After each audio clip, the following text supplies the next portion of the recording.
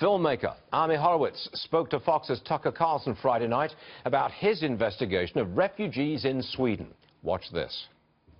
Well, in Sweden's own words, they consider themselves to be a humanitarian superpower. They feel it's their moral duty to open their borders to all and any refugees that want to come to them. It's difficult to get jobs. There's too many of them, but they have tremendous benefits there, which is why so many of these migrants are going to Sweden to begin with. There was an absolute surge in both gun violence and rape in Sweden once they began this open-door policy. They know that this crime is happening. They can feel it. The statistics are clear.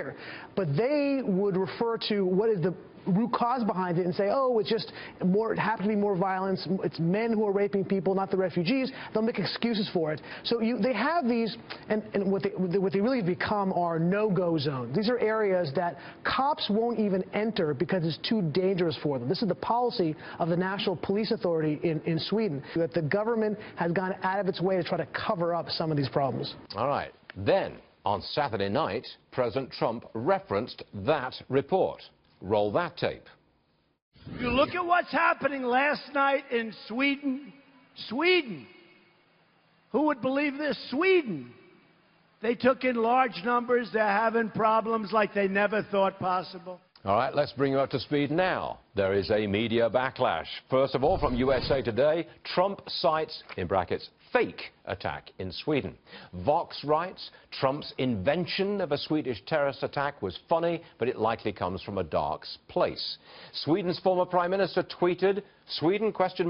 Terror attack, ?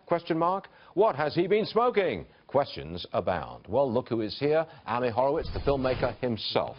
Look, the dispute here is about the level of crime, specifically rape, murder, sexual assault in Sweden following the influx of large numbers of Muslim migrants. Swedes and the media say, well, it's not a problem. You say it is. Set it straight. I don't know what they've been smoking. That's really the question. The numbers from BRA, which is the Swedish repository of all crime statistics, their numbers show that after 2006 to 2015, rape is up 50%. That's unequivocal. That's unimpeachable. Okay. And then murder between 2012 and 2016 is up 80%.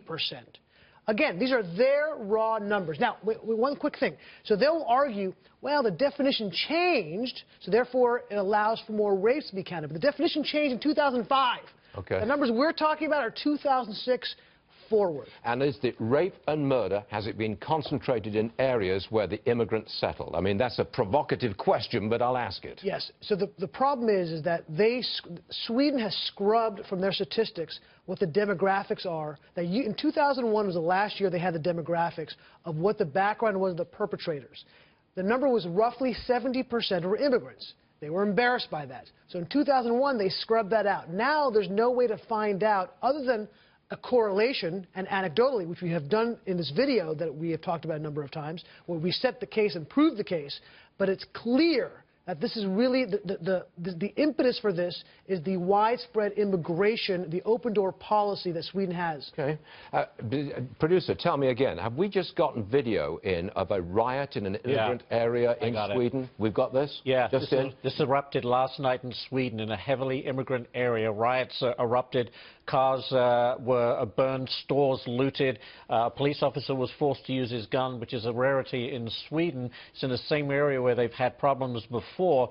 A film crew, to Ami's point, a film crew from Australia's 60 Minutes were attacked, not last night, but were attacked in the same area last year. Some call it a no-go zone. The Swedish police like to classify it as an area of particular vulnerability. That's extraordinary, because the authorities are kind of glossing over the immigrant impact on Sweden, and we have a riot erupting like this. I didn't even know there was a riot last night. Yes, those are shots taken from a part of Sweden, an immigrant area in Sweden last night. That happened. We got the stuff just coming in, literally. And are you surprised?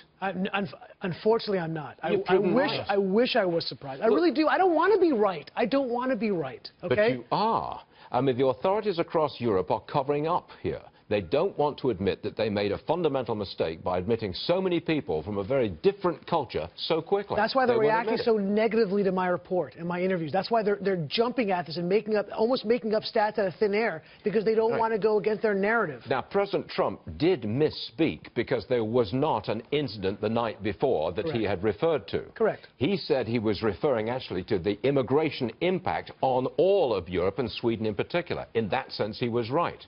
And you backed him up on that. Listen, we all know that it's been 2 years. He speaks in a hyperbolic shorthand, right? And for better or for worse, I think for worse, but we have to get used to this. This is the way our president speaks. Okay. Ami Horowitz, you can come back any day you like. We'd love to see you again. See you tomorrow.